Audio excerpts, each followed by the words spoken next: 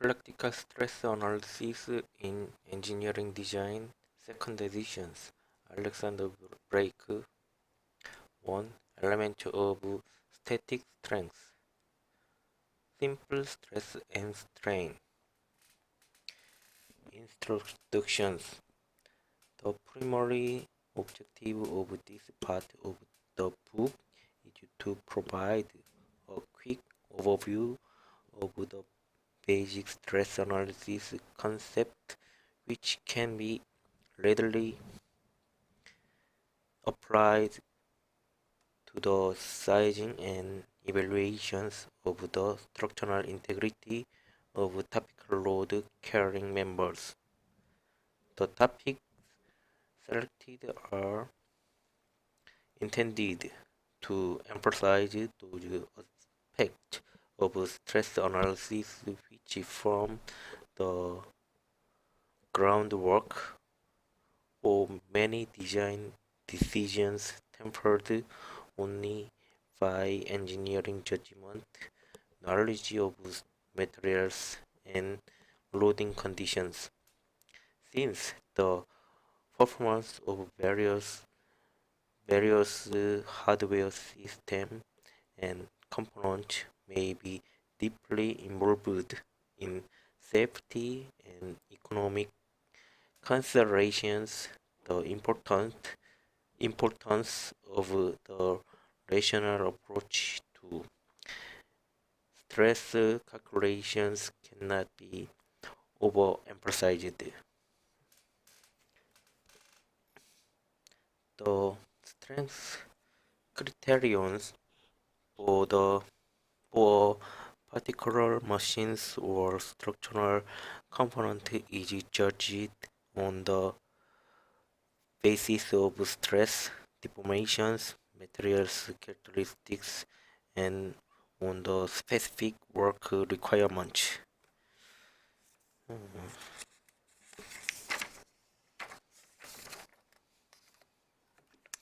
Concept of stress. The fundamental concept of stress may be defined as the internal force for unit areas of a given cross sections which resist a change in size or shape within the structural members. Since the effect of the applied external force must depend on the cross-sectional areas of the load-carrying component. The most convenient representations sectional area of the presentation of structural behavior is through the theory of stress and strain. This fundamental theory permits descriptions of the material's characteristics independently of the size or the gauge length of the test pieces. Although this consult with materials evaluations for C, the fact is that testing of materials and structures provides a basis for the verifications of theoretical concepts. The mechanical properties of materials are inseparable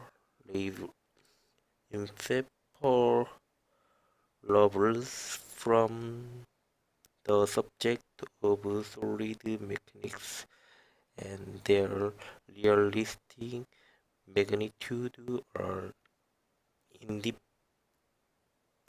indispensables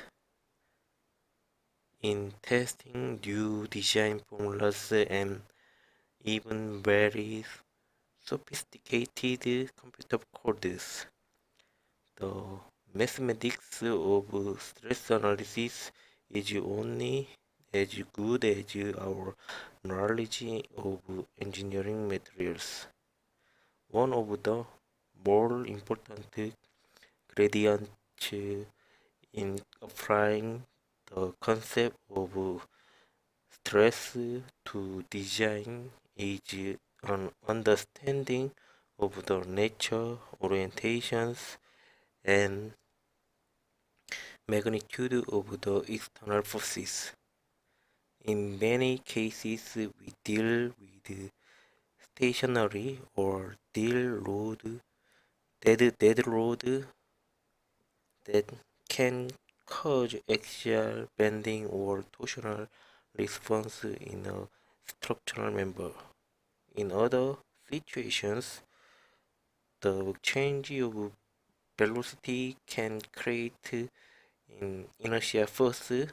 A change in temperature may initiate internal forces, or the frictional effect can influence the equilibriums of forces acting on particular structural or machine components.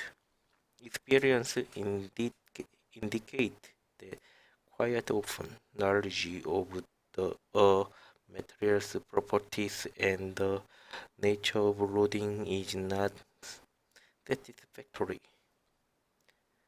These situations may not change the basic concept of stress, but it can certainly affect the confidence levels of the result of stress analysis.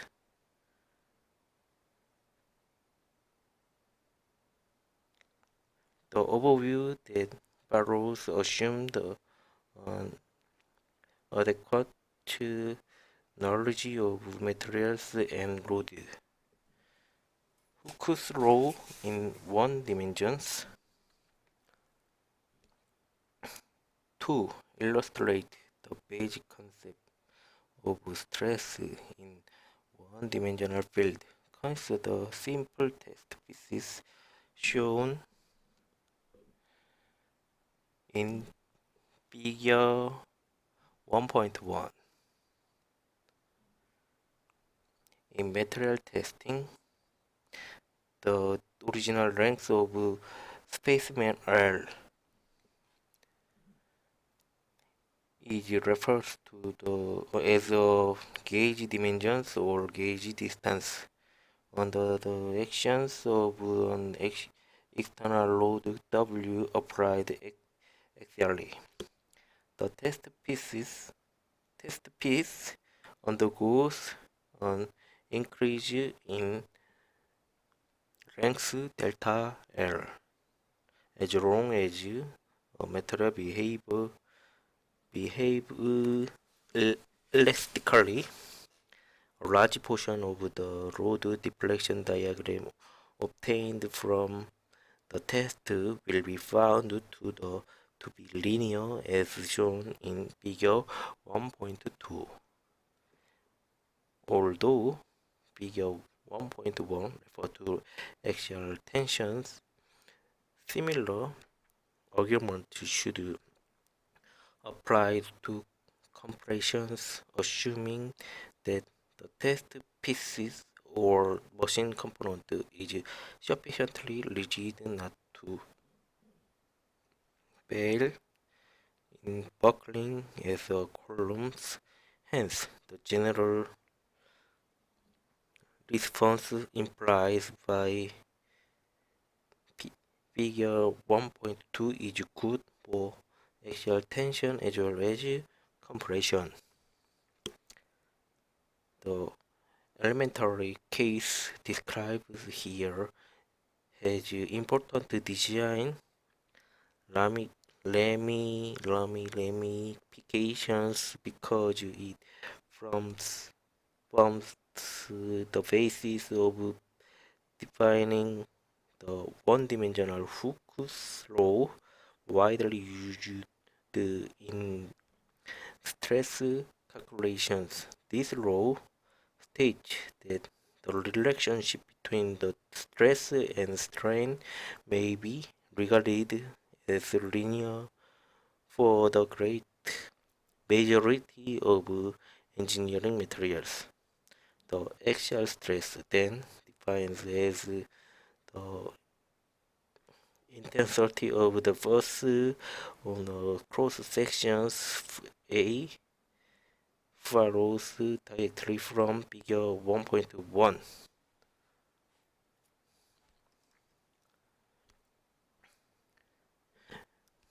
S W for A.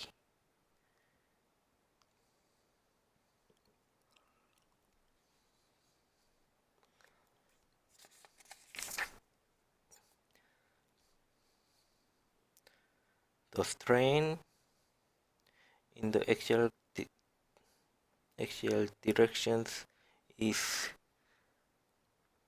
epsilon equal delta L per L. The original load deflection diagram figure 1.2 can be replotted as shown in figure 1.3, where the slope of the curve is also constant below the elastic limit of the materials. Here, the proportionality between the stress and strain determined the fundamental quantity in the mechanics of materials known as the modulus of elasticity.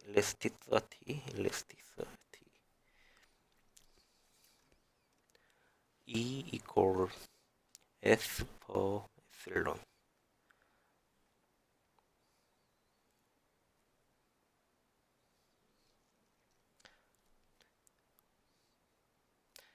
Since S is expressed, for instance, in pound for square inch, and strain epsilon is no dimensional by definitions.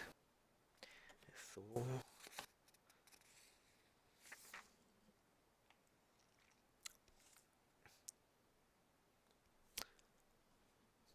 Poisson's ratio.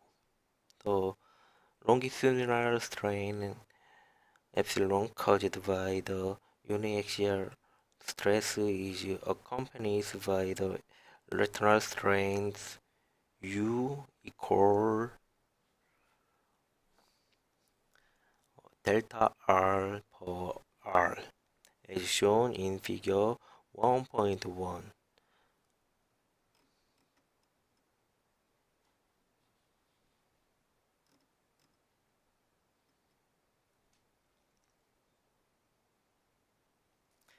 The constant of proportionality between the lateral and the axial strain is known as Poisson's ratio and is often denoted by mu. Hence, the ratio between the two strain components is mu. Mu.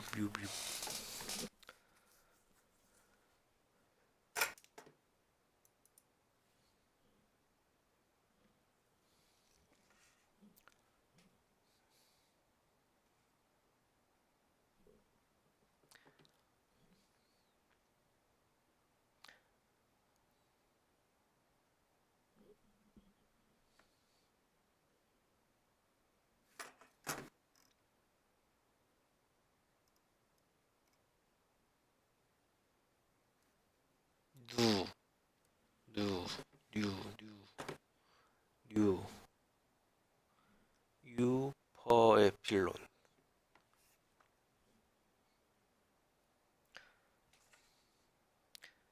The bar is stretched, the volume must be equal to V equal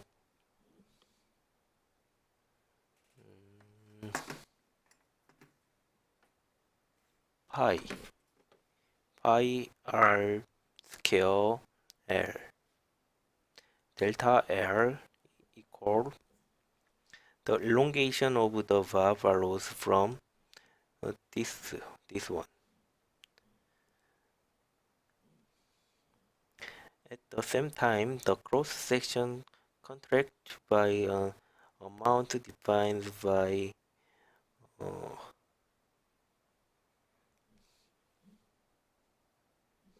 these ones. The Since the delta R is equal to U R and this one,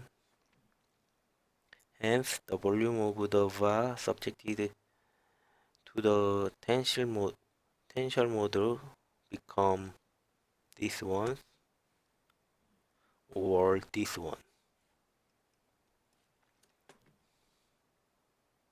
Multiplying throughout the neglect the terms involving the scales and higher powers of the uniaxial strain given this one.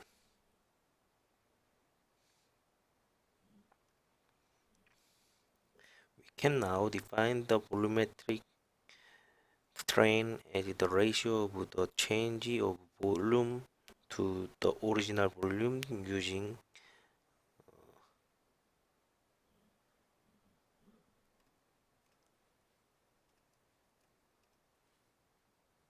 this one, this one, and this one's using so follows this one.